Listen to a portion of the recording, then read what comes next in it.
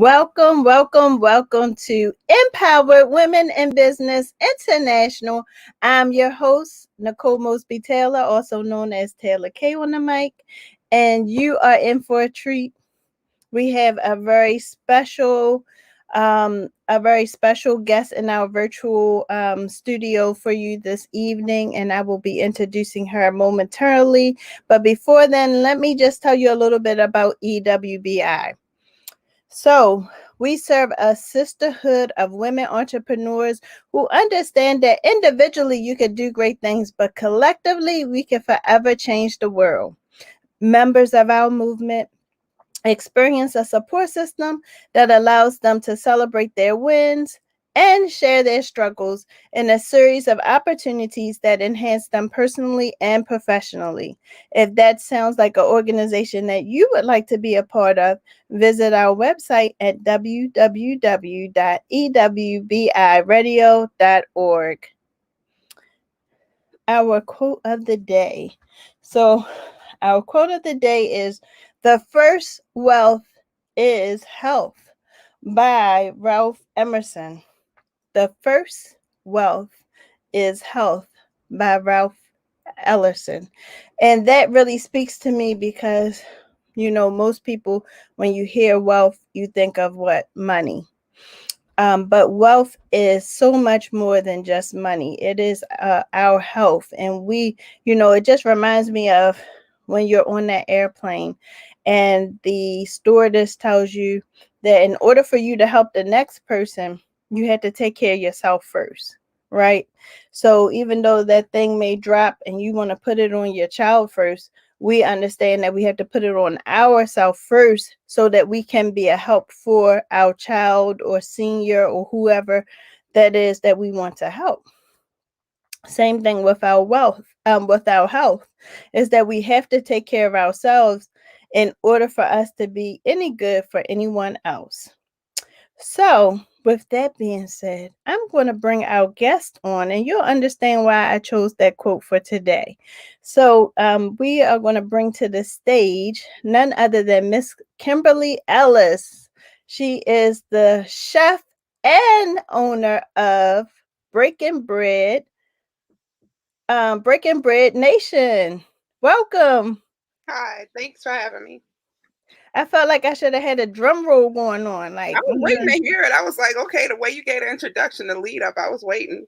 Drum roll. That's all. Oh, good, good, good. Well, welcome, welcome, welcome. So, Kim, we have you all to ourselves for a whole hour. Yeah. So, we're going to start off with just telling us who is Kim. Who is Kim? We're not going to get into the restaurant yet. I just want them to know this amazing woman, Kimberly Ellis. Well, I am like everybody else. I'm a wife. I'm a mother. I'm a sister. I'm a daughter. I'm a friend. Um, I am an elder. And all of those roles, have job descriptions. And if I claim or align myself with them, then I feel like, I should adhere to the job description. So um, for me, I just, I wanna do good. I wanna, when I meet people, I wanna them to leave better than when they arrived. And I just think overall it doesn't cost a lot to have a kind word for somebody. It doesn't, take anything from you to extend yourself to just be kind or generous. So, I mean, I don't know. I don't know how to. I don't Nicole. Darn you! I don't know.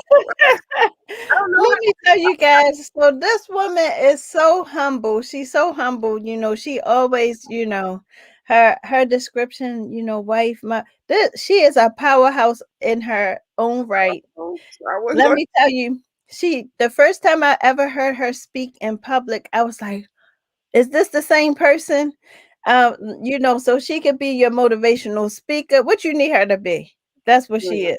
We all do that. You do the same thing. I think we all, we do what we need to do when we need to do it. I think that's showing up is half the battle. So, yeah.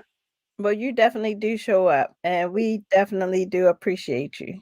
Hey, So, with that being said, and knowing that you wear all these other hats, then the other hat that you wear is chef and owner of Breaking Bread.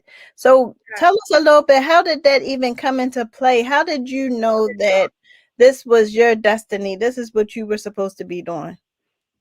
Well, I always cooked. It wasn't I have a really close personal relationship with food. Like I like it a lot. Um I do like And let me just say this, I like your food a lot too. oh, thank you. No, you know what I really, really like. I'm gonna tell you a joke before I tell you anything else. So my son turned 24 and we went I rented a house and we all left to go hang out. And I went and bought these little cakes so I could cook them with my granddaughters for him. And so they were like cheap little cakes, but I was so mad when I made them. Like everybody was getting on my nerves. And so the cakes came out horrible. And my daughter said, see, you see what happened when you don't make it with love? You see what happened? I was like, oh my God, it was so true. But I've always loved food. Like it cooking wasn't a chore for me. Like I grew up, I'm a Baltimore girl. I like to say I'm an oxymoron because I grew up as well in the military. My dad was Air Force, so I had the privilege of traveling the world and seeing different environments and seeing different, you know, things and people, which is a privilege. Um, but we can talk about that aspect later. But one of the things growing up here, my grandparents always fished and farmed and crabbed, and so that was always just who we were. We had dinner together every night. Saturday mornings, you wake up to gospel music and you're cleaning the baseboards. But my grandmother's in there, making tomato gravy and, fried catfish and grits for breakfast. So food is always, I don't know, like it is what it is. But I wind up um, having the opportunity transitioning from healthcare to really do something different. And it was really, I want to say divine intervention. I'm one of those people Mhm. that, I may want to do something different, but if I'm comfortable, it's hard to really move. And so I find that at the most times for most things that are major for me, God has always intervened and created a space where that transition had to happen organically. And if I were ever going to do it, I could choose to, stay or jump at that time. But it's kind of like, when you see what is it, the trapeze where they go close together and you have that Uh-huh. opportunity to grab onto the next one or you just go back to your base.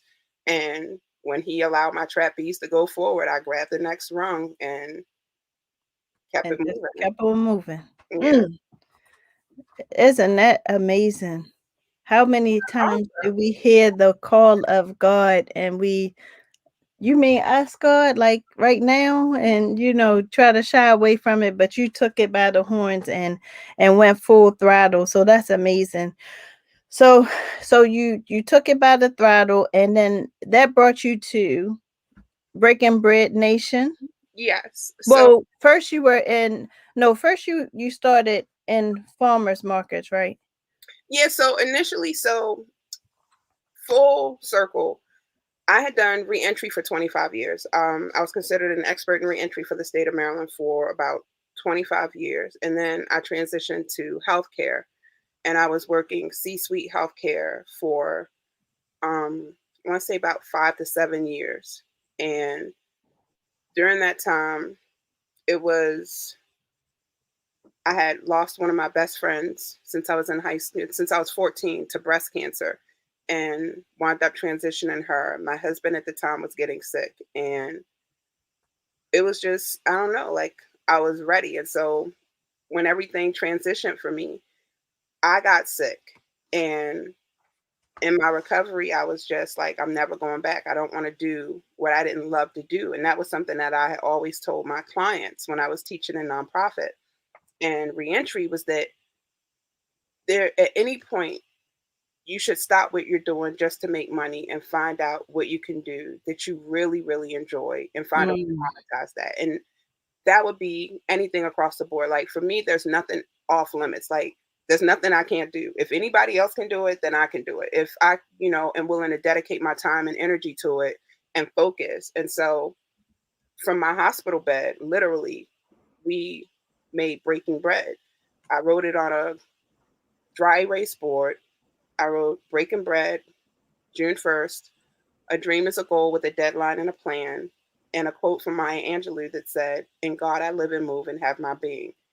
And that was really the start of it. I called friends of mine who were still working at Care First because I had transitioned over to AmeriHealth in DC. And so the people that I knew in Care First who were here, I would call and be like, well, I'm doing dinners on Friday. And if you give me 10 orders, I give you yours free. And so they hustle, the 10 people would be like, she could cook. But even that's scary because, it's always, food's always great when it's free, but you put a price tag on it, be like, I don't know what she's thinking.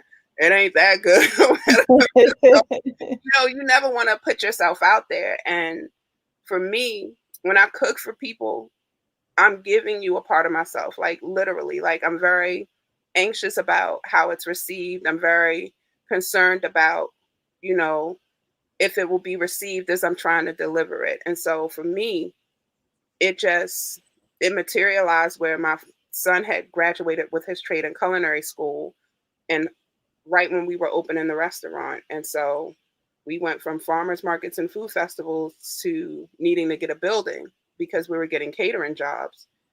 And it just it just took off. It really, I can't say enough about how this is really nothing but providence and God. Like, don't look at me. Look at what God's done for me and know that He can do it for you. Like, this has nothing to do with me. I'm just the vessel in which He uses so that I can tell other people who come from where I come from, who, bootstrap themselves and, who come from marginalized situations, who come from the inner city, who come from, you know, places where they don't think we can ascend to those levels. Like, if you put in the work, God does the rest. I mean, at least that's been the case for me. So, yeah.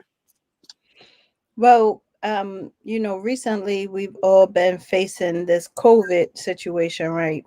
Mhm.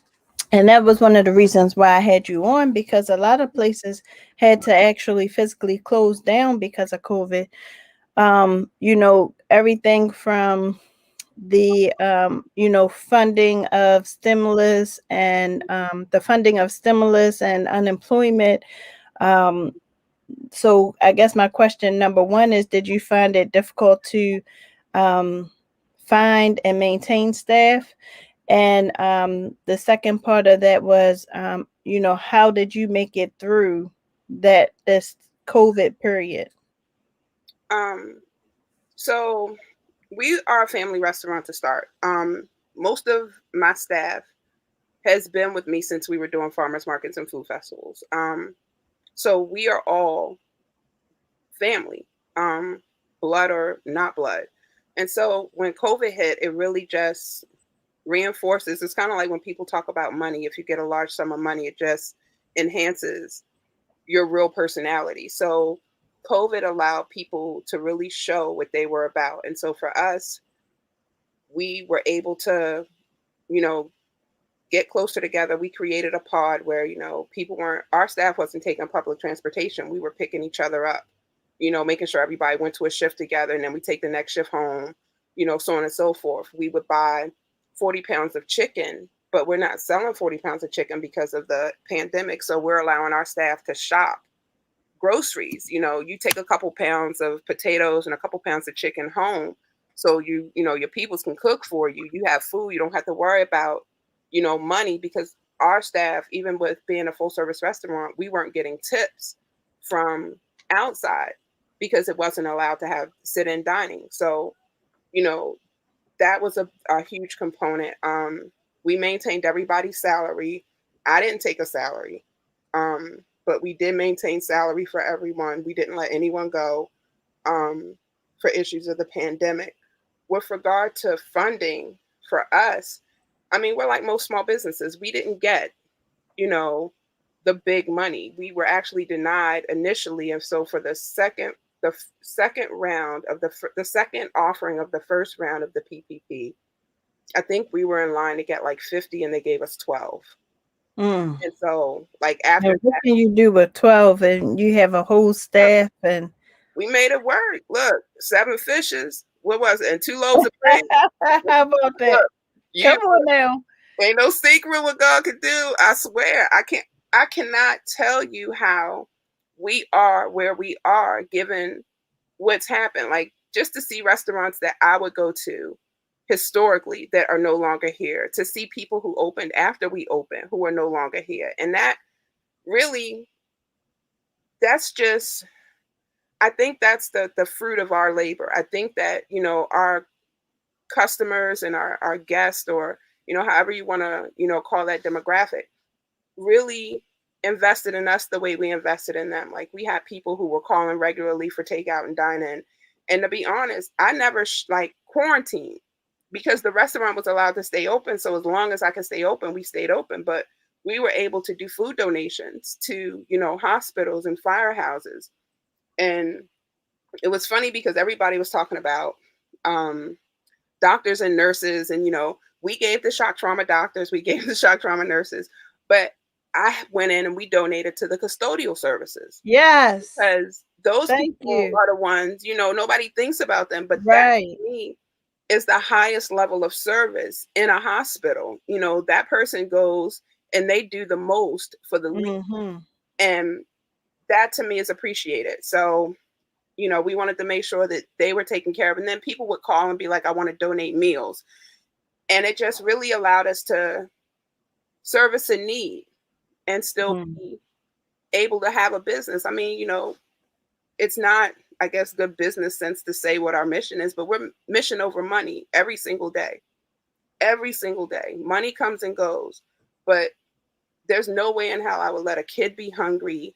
I would let, some old person not have anything to eat, or when we have a restaurant full of food. Like that just made no sense. So yeah, I mean, it was interesting the dynamics to watch, who got money, who didn't get money. But at the end of the day, we still went in every day. We did what we could with what we had, and we're blessed to still be here. I truly believe that it that to be a blessing. What do I always say? It is a blessing to be a blessing, Ain't it though? and so your blessings come from you being a blessing, and because you were doing it not for any kind of selfish type of reward, but rather to help the people. I truly believe that that's why your doors are still open. Yeah, So we got us a commendation, um, a mayor's recognition award for the business for 2020 for our contributions during COVID. But we think we've given out over 40 plus thousand meals wow. since COVID.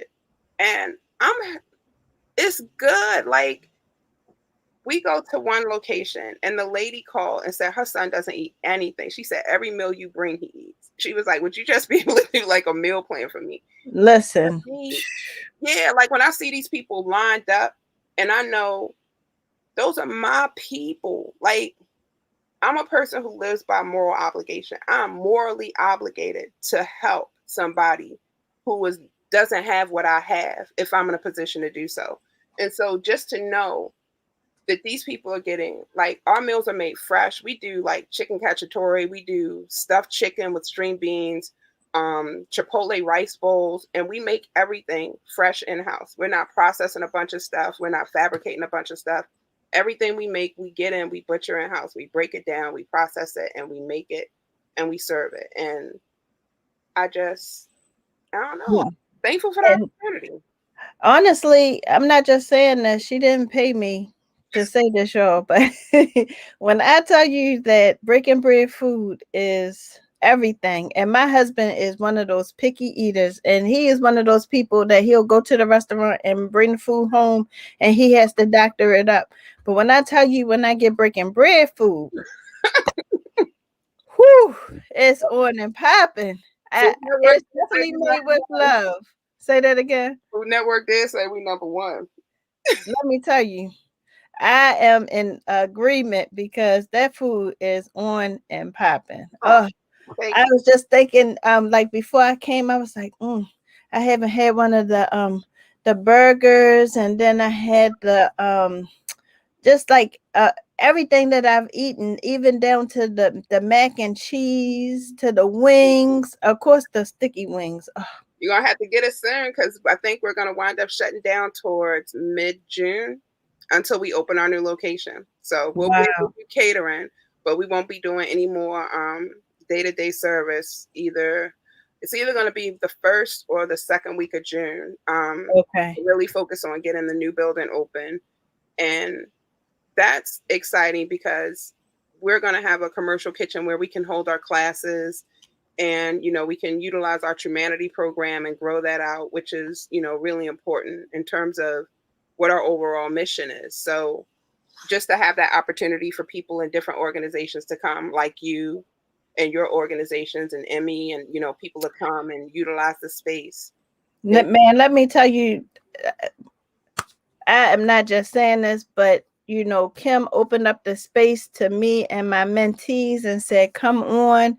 And she welcomed them. She came and spoke to them and told them a little bit about the history of the restaurant, why they do what they do, and a little bit about cooking. And it was just amazing because our children need to see these positive faces in all types of career choices, because we want to make sure that they know that their options are big. We want them to dream big, right? And so with dreaming big, Kim, that might not have been a dream of yours eventually, but had you, I mean, when you were a little girl, but had you seen that, you saw what your grandmother did, and then you yeah. took your passion and you turned it into your purpose. And that's why the food tastes so good.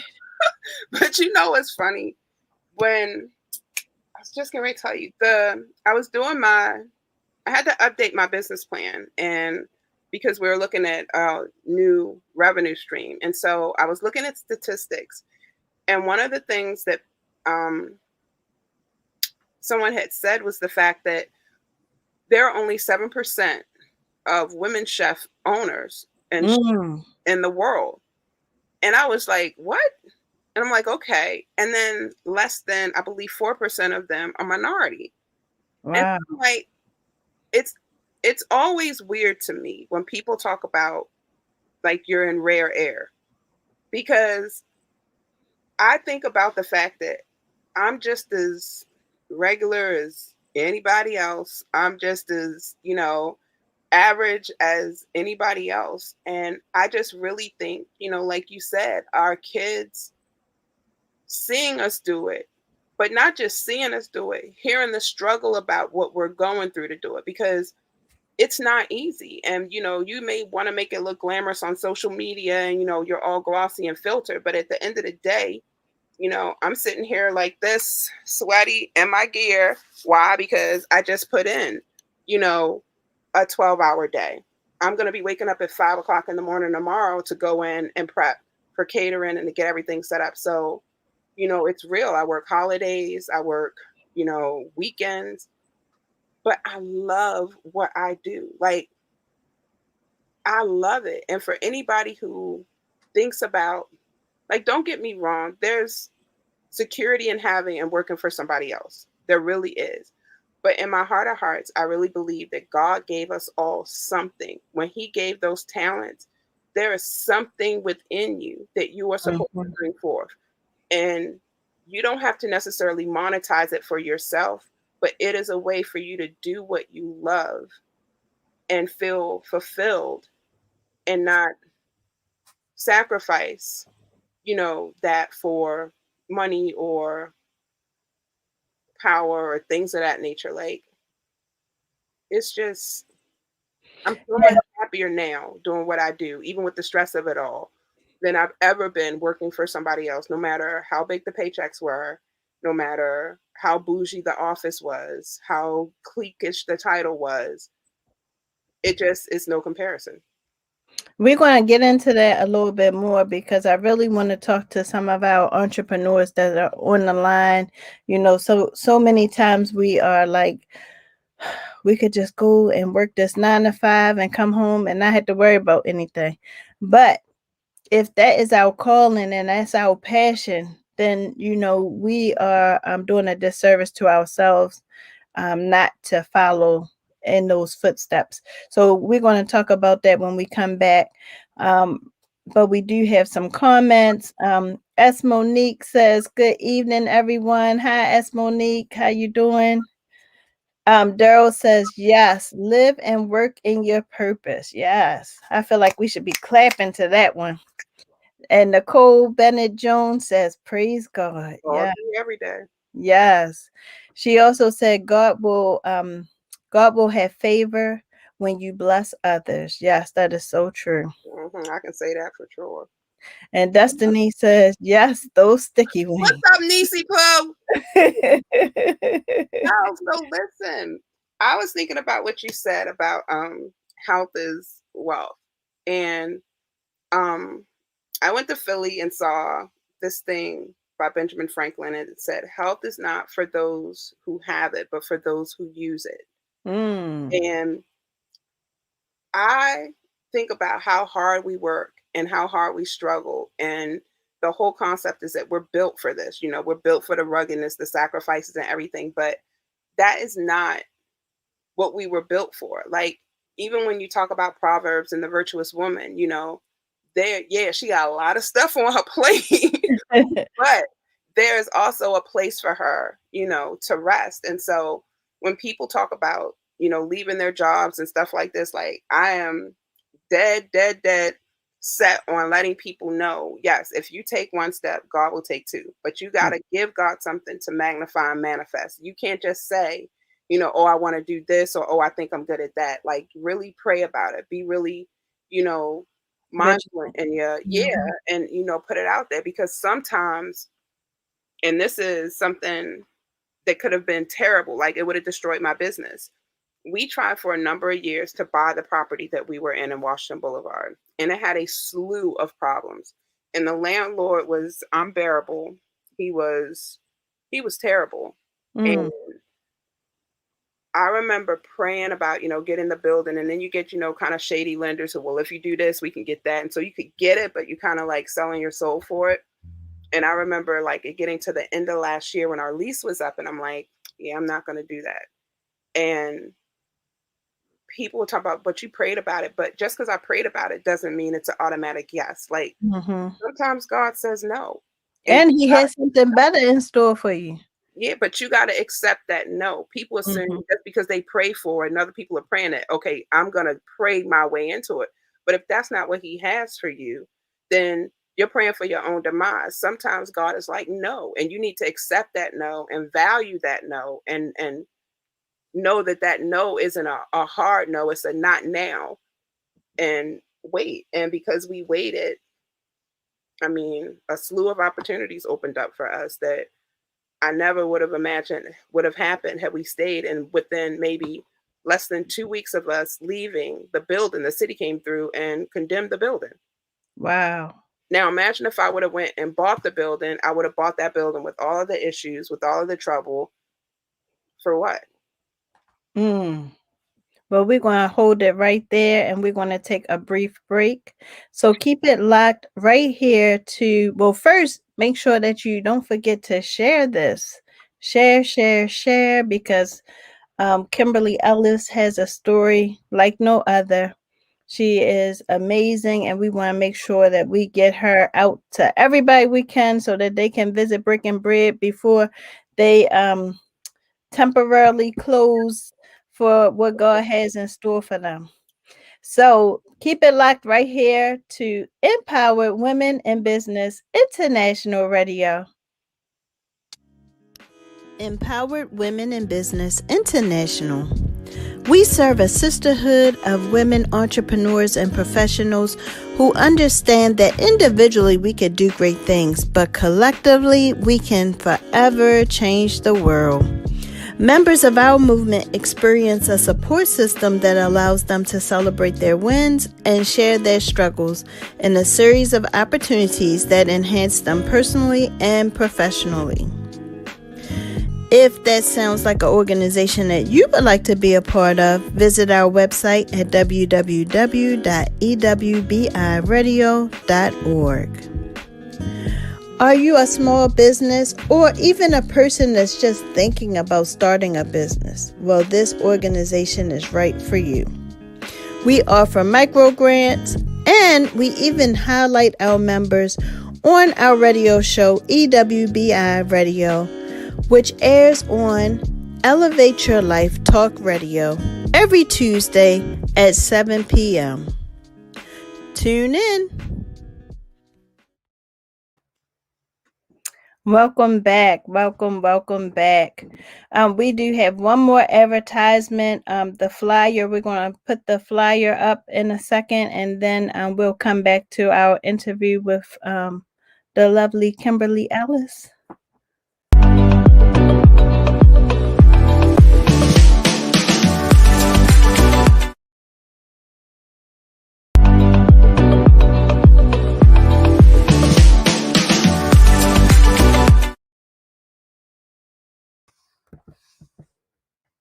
Welcome back. Welcome back.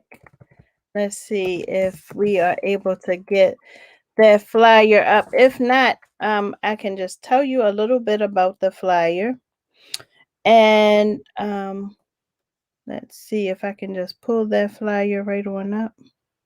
So one of our members, Nicole Bennett Jones, I think I said that backwards, is hosting a fundraiser for she's hosting a fundraiser for overseas, and an organization in particular. And so she's collecting money for, oh, there we go, Lamb Legacy Charity Drive. So Nicole Jones is collecting money to help support this organization. They will be sending a large amount of chemical-free sanitary napkins over to women in, does it say it on here? I believe it's Africa. I'll just get clarification. If Nicole, if you're listening, just put the link in our comment section and tell them where the donations are going to be going. But this is a collaboration with Nicole Jones and the missionary Loretta Jackson, with Lamb Legacy Charity Drive, and they are collecting funds to send chemical-free sanitary napkins overseas. She did share with me that with these chemical-free sanitary napkins, it will really bless the people that they're going to, because they have been using, sometimes they don't go to work or school because they don't have the proper tools. They've been using things like leaves and other things that shouldn't be in those areas. So we want to make sure that we help to bless them so that they can use these chemical-free sanitary napkins. We do have another comment. Damon says, Belmont Elementary produces superstars, and I need and I need the best turkey burger in town. Sure we do. So, Kim, back to you. So we were just talking a little bit about how tough it is to be an entrepreneur. That is, there is a silver lining, but it takes some work to get to being able to be a entrepreneur. And like you said, God gave you the vision, but you had to put in the work to get there. And Definitely. I think, say that again. I said definitely. And I think some people see entrepreneurship as, oh, well, I get to clock in when I want and clock out when I want. And they see the good side, but we understand that along with that entrepreneurship, comes the hard work. What would you tell to those the ones looking and saying, I just want to be able to clock in when I want and clock out when I want? Well, I know I didn't want to clock in at 5 o'clock this morning, just like I'm not going to want to clock in at 5 o'clock tomorrow morning. However, I work at the liberty of my customer, so I have no choice but to do what needs to be done. One of the biggest things I will say about entrepreneurship is the fact that it is more than just doing what you like to do, and creating a cost for it and having someone say, okay, well, even as simple as saying, okay, I can paint a picture, I'll paint the picture and I'll sell it to you. And then, that's my business. It's really about, you know, the numbers and like learning to work on your business and not necessarily in your business. And so for most entrepreneurs, because we don't come from a background of business per se, we come from a position of passion and knowing we want to do something or having a desire to do something. But the devil is in the details. You need to know about branding and marketing and taxes and requirements, and those aren't things that are necessarily told to you or given to you. I will say that when we started, um, the Main Street Association was one who was supposed to support, businesses on the boulevard. And we were getting repeated, um, like health department inspections. Generally, you're in line for one every 6 months. I think we got maybe 3 to 4 in our first 2 months. And it was somebody in the office who was, calling them to the point where we had to go down there and take the actual health inspector. I'm like, is there anything else you want to say to him? And he's like, oh no, that's anonymous. I'm like, okay, well, this is anonymous. Is there anything else you want to say? um, from the level of fines that the city gives you to your requirements, your sales and use tax, your filing. Like, really think about the overall structure of your business, what you're able to put into it, how much time you're willing to put into it. Because just the doing what you like part, that's the easy part. It's about making sure, you know, your cost of goods ratio is in line with, your on hand cash, because you don't want to create, and sell your art and undermine yourself. You don't want to be like, we don't want to be the cheapest caterers out here. I want to be the best caterer out here, but I don't necessarily need to be the most expensive, but I want to charge what I feel I'm worth and Mm-hmm. understand that I'm worth it. And that's hard for a lot of us. We undervalue ourselves, we undermine ourselves because we're not valued. To be totally honest, in any aspect of society, you can see the marginalization and the depreciation, I will say, of Black and brown people and for what we produce. And you may love what we produce, you just don't necessarily love the producer. I'll put it that way. And so it's always an uphill battle, but you got to be fortified. It has to be something that you want to do, that you would do For if free. hell yeah, because I didn't get paid, and I was still, waking up and going in and eating what's in the restaurant because I didn't have money to go buy something else, and using my personal car, and it was a lot, but it was a labor of love, and it was something that I'm so very proud of now. I'm so proud of the legacy that we built, not just within the family, because once I started as an entrepreneur, it inspired my daughter to have her own business. My son in law quit his job and made his own business that is now very successful in Richmond, Virginia. Awesome. My sister in law started her own business and wound up quitting her corporate training position to do her business full time. So, those are things when I look at our grandkids and our kids, we're looking at legacy building, and that's a lot different, you know, than what my mom and them had, where you had to, cower down just to make sure you could feed your kids. Like, my sons never have to worry about going to somebody and asking them for a raise to feed their family. Like, they have skill sets that they can monetize and do what they need to do and feed their family, and know if you're going to hustle that hard for somebody else, grind for your own and see Yes. what turns out. So they my motivation every single day. Mm, that's awesome. That is awesome. So, let's shift gears just a little bit and let's talk a little bit about humanity. Okay. So, tell our audience what humanity is and how much community service it does. Um, Well, Humanity is our nonprofit arm of Breaking Bread. And it really is about the humanity of food and what we do to each other and how we respond and react to each other. Initially, it started just, with food donations and things like that. It evolved into a 5-week program where we do classes that deal with budgeting. I think the time when we first initiated the class, it was during a time when subsidy for a family of four or more was like $200 a month. And so we would budget out $50 a month. We had a relationship with a local supermarket where we would go and do a tour. And so the heads of the department would come out and talk about fresh versus frozen, store brand versus, name brand, unit pricing, and all of those things really, can save you a lot of money if you understand the difference of them. So, um, our program won us an elevation award. It then evolved to another award where we were sent to California to compete, and we won the competition there. But it's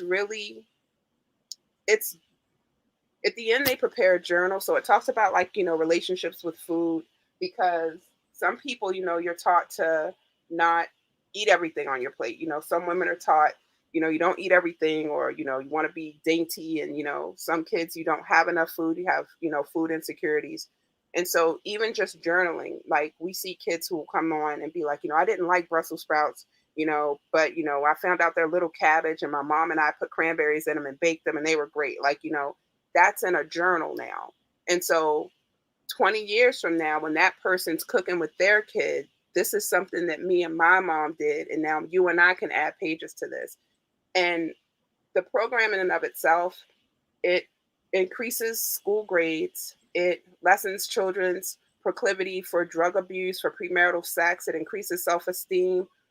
Kids who eat dinner with family, at least, 2 to 3 times a week, have a less propensity to be involved in crime or gangs, to do with, smoking drugs or alcohol. Like, it's nothing but positive effects. And the only thing I could really say is that if dinner with your family wasn't so important, countries wouldn't have state dinners to solidify partnerships. It Mm. really is about breaking bread. It is as simple as that. When you have, it's no way possible that you could be in a adversarial relationship over good food. Somebody bonding, somebody's gonna and oh my god, or somebody, you break the ice, or you cook something that reminds someone of home. But food is such a personal and visceral thing for so many people, um, that it really is. It's something that's unique, but general in the same kind of sense. Um, we were featured front page of the Baltimore Sun, and I went to Restaurant Depot to do some supplies, and I got in line, and the lady at the register was like, "You were in the paper." And I said, "Yes, ma'am." She said, "My daughter and I cut your picture out and put it on her wall of inspiration." She said, Yes. when they found women who did that, I was like, the guy behind me, he was like, "Are you crying?" I was like, "You have no idea. Like, that's better than any award anybody could have ever gave me. That, some young sister sees me as motivation. Like, that gives me encouragement. That makes me stand taller, walk prouder, work harder, do better, because that's who I do it for. I do it so that those who don't have, those who considered they couldn't, those who were told they shouldn't, know that no one stops you but you. Nobody. Nobody. So, yeah. Mm. Yeah. Like, you've seen it done. Like, people open up restaurants all the time. I tell people all the time, you've seen it done. You've just never seen it done like this. That's all it I is. know that's right. We That's need the only thing. the little snap, this little snap clack behind that. You seen it done, but you haven't seen it done like this. Yeah. And now So it's so many other entrepreneurs out here. Like, I feel so fortified seeing so many, like, you've always done it. You've always been, really civic minded, community oriented, you know, you work hard for your family. Like, it's nothing but, like, I'm not an isolated thing. And it just amazes me. Like, we get a lot of shine, and I'm appreciative of it. But, like, yo, I'm like, it's so many other people out here that just blaze a trail that makes me so proud to be in the midst. Like, I feel like we're in a renaissance of sorts where we're able to really do for ourselves, and do good for ourselves, not just, perpetuate the myth of a black business being, negative and this and that. No, like black business is a badge of pride. Like you come in here, this is how we do respect. Like, yeah, you like it like this? Yeah, this is black business. You like Yeah. food? Yeah, this is black business. That's what I want people to understand because we go to every other area and we're, you know, we do what we have to do. We sit, we enjoy whatever, but we create a space for us. And humanity is really about building consensus and building relationships and growing people through food. Mm-hmm. Mm. I like it. I like it a lot. I trademarked it. I know that's right. I know that's right. So, back to Kimberly, Oh God. because you wear so many hats, chef, mom, wife. Oh my goodness, so many hats.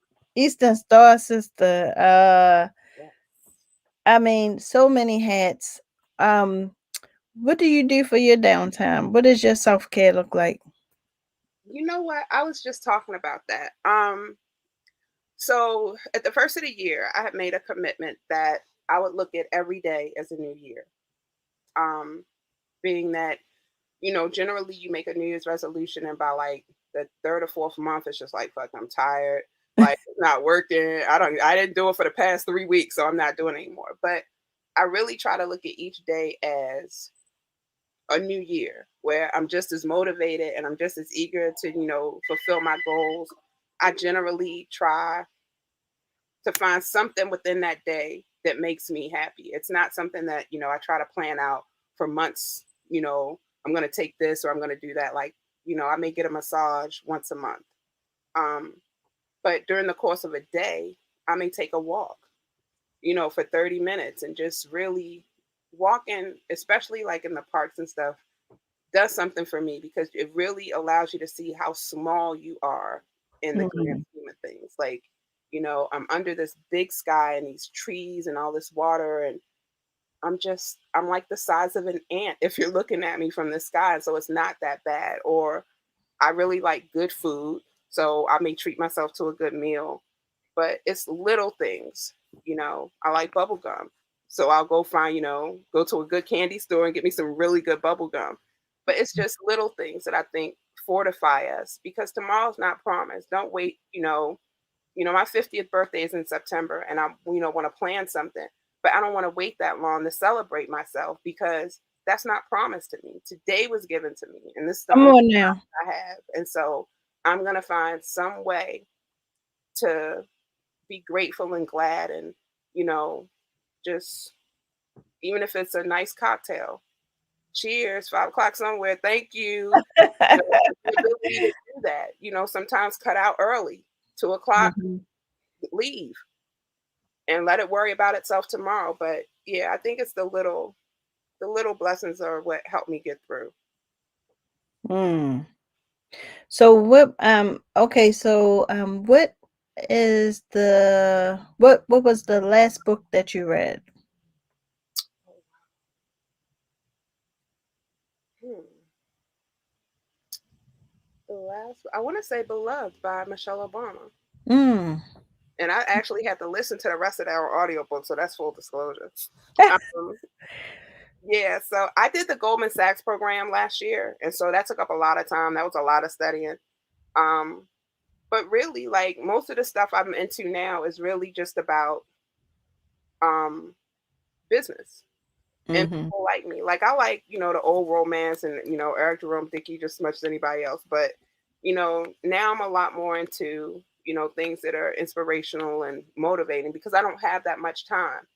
And so Right. able to just get some snippets here and there and feel encouraged is always great. Awesome. Awesome. Awesome. Man, so Kim, our hour is just steaming I past could not so believe that, and I was like, "Oh my god, it's an hour! I don't have nothing to say for an hour." And fast.